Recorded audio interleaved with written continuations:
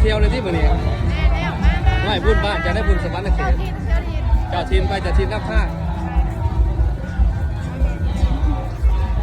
ที่ว่าบุญบ้านเนาะบุญสถานที่ข้างเราผู้ชมเลยโอ้เบิ่งบรรยากาศท่านผู้ชม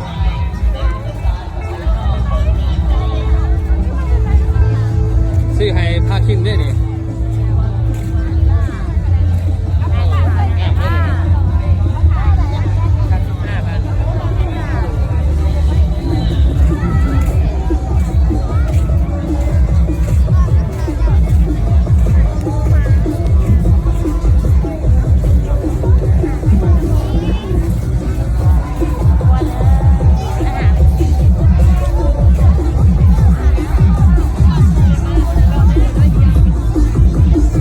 พูดเพื่อนก็เอาขาบัตรทางผู้ส่งเอาขาบัตรกระปูขึ้นมาดีเนาะมันบอพี่กี่ไงได้พูดไหน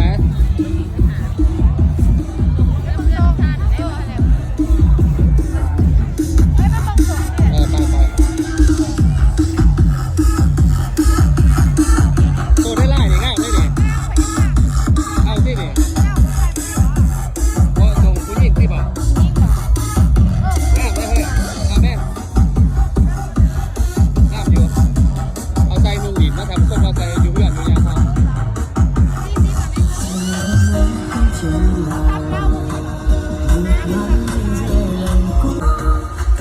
เดี๋ยววันนี้เขากลับมาซ้อมส่งรถที่ผสมเนาะตัวหนึ่ง45เขาเขาจะใส่ปูกันเนาะที่เป็นยางดีแคบคอเนาะเราสเต็กกับไม่ได้จับจองไปตะคอยกันได้บอกเอาก็ว่ากันนะหายถึงแค่ได้ตั้งมีตั้งนอนก็ยังถูกอกถูกใจทุกตัวสิบน่าพอบุญบาทจากการมากเขาไม่ได้มารอปีหนึ่งแล้วนะพี่ได้ดีบ่ได้มา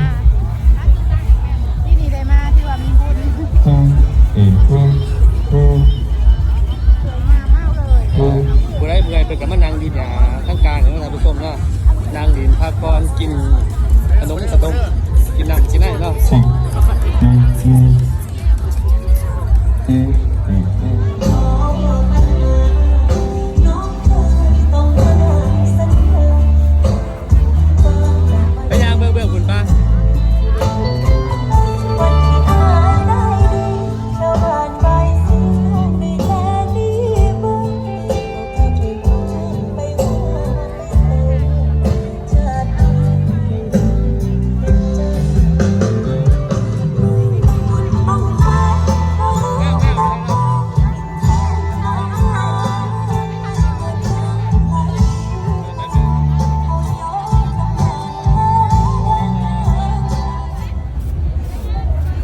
ท่านผู้ชมสำหรับคลิปนี้ผมเข้ากับ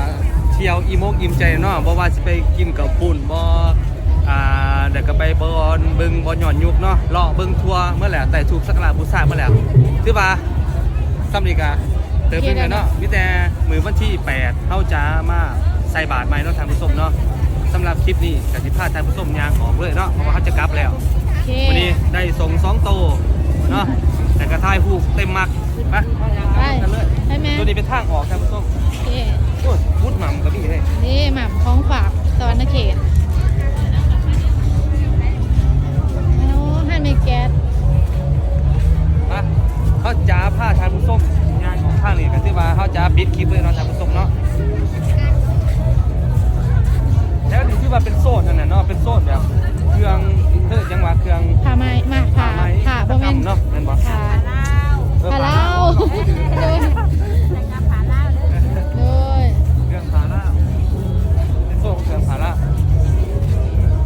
แล้วจะมีแบบว่าพวกกระเป๋าเล่าอย่างนั้นนะกระเป๋ามีกระเป๋าประมาณนี้เห็นบอกกระเป๋างามนี่แม่งามดีว่ะรักน้อยได้เครื่องท่องอีกโอ้หนังเครื่องท่อง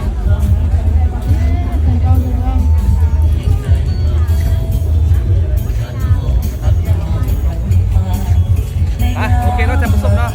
สำหรับเที่ยวบุญประทานยิงข้างมือนี้มือวันที่6ก็ถือว่าจะสิ้นสุดเพียงทำนี่เนาะแล้วเขาก็จะตั้งใจมาใส่บาตรใหม่มือวันที่8เนาะแล้วเขาจะถ่ายบรรยากาศภาพรวมประทานผสมเบิ่งอีกเนาะสำหรับคลิปนี้บ๊ายบายโอเคไปพาไปเสาไปกินซีดาต่อมาเลยไป